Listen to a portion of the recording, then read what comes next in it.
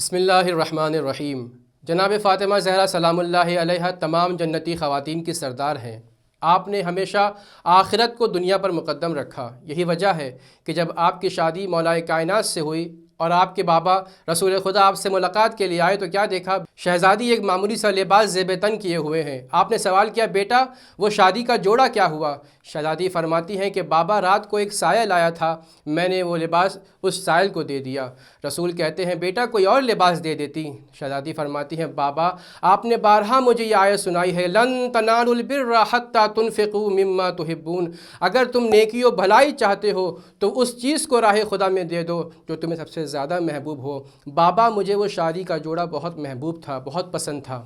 ایک طرف دنیا کے لیے شہزادی کا یہ رد عمل اور دوسری طرف ہم دیکھتے ہیں کہ باغ فدق پر اپنے دعوے کو برقرار رکھنے کے لیے مسلسل دلائل اور ثبوت پیش کرتی رہیں، مسلسل کاوشیں اور کوششیں کرتی رہیں۔ آخر یہ کوششیں اور کاوشیں کیوں تھیں اور یہ کاوشیں کیا تھیں؟ شہزادی فدق کو کیوں لینا چاہتی تھیں؟ فدق کا مطالبہ خود فدق کے لیے نہیں تھا، بلکہ شہزادی بتلانا یہ چاہتی تھیں کہ دیکھو اگر آج خاتم النبیین کی بیٹی کے ساتھ ظلم ہو رہا ہے تو کل امت مسلمہ کے ساتھ بھی ظلم ہو سکتا ہے۔ اگر آج خاتم النبیین کی بیٹی کا حق پامال ہو رہا ہے تو کل امت مسلمہ کا حق بھی پامال ہو سکتا ہے۔ اور شہزادی بتلانا یہ چاہتی تھیں کہ اگر کوئی شخص ظالم ہے تو اس ظالم کا چہرہ بے نقاب کرنا ضروری ہے۔ اسی بات کی طرف اشارہ کرتے ہوئے مولا کائنات نے اپنے بچوں سے فرمایا تھا کہ کونا للظالم خصما وللمظلوم اونا، کہ دیکھو ہمیشہ ظالم کے دشمن بنے رہنا، ان کے سامنے کبھی سر کو جھکانا نہیں، وللمظلوم اونا، اور ہمیشہ مظلوموں کی حمایت کرتے رہنا۔ اسی لیے بعد وفات رسول جب شہزادی سے باغ فدق کو ان کی ملکیت سے لے لیا گیا اور شہزادی کو یہ خبر ملی کہ ان کے نمائندوں کو باغ فدق سے نکال دیا گیا ہے تو شہزادی مولا کائنات کی اجازت لے کر مسجد کی طرف جاتی ہیں۔ یہ شہزادی کا پہلا قدم ہے کہ جو شہزادی نے فدق کو حاصل کرنے کے لیے اٹھایا۔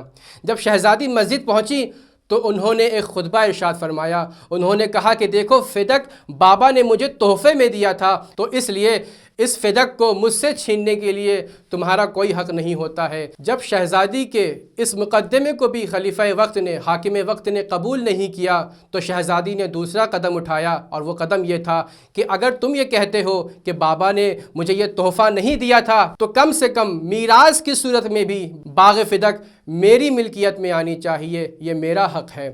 لیکن خلیفہ وقت نے ایک جعلی حدیث کہہ کر کہ نحنو معاشر الانبیاء لا نورث ما ترکناہ صدقہ، کہ ہم انبیاء کوئی ترکہ نہیں چھوڑتے ہیں، جو کچھ رہ جاتا ہے وہ صدقہ ہوا کرتا ہے، یہ حدیث جعل کر کے شہزادی کو ان کے حق سے محروم کر دیا گیا۔ جب شہزادی نے یہ دیکھا کہ ان مردہ ضمیروں پر خطبوں کا کوئی اثر نہیں ہو رہا ہے تو آپ نے دوسرا قدم اٹھایا، اور وہ یہ تھا کہ آپ شب روز گریہ کیا کرتی تھیں۔ آپ کی گریہ و زاری نے اہل مدینہ اور حکومت وقت کو لرزہ بر اندام کر دیا۔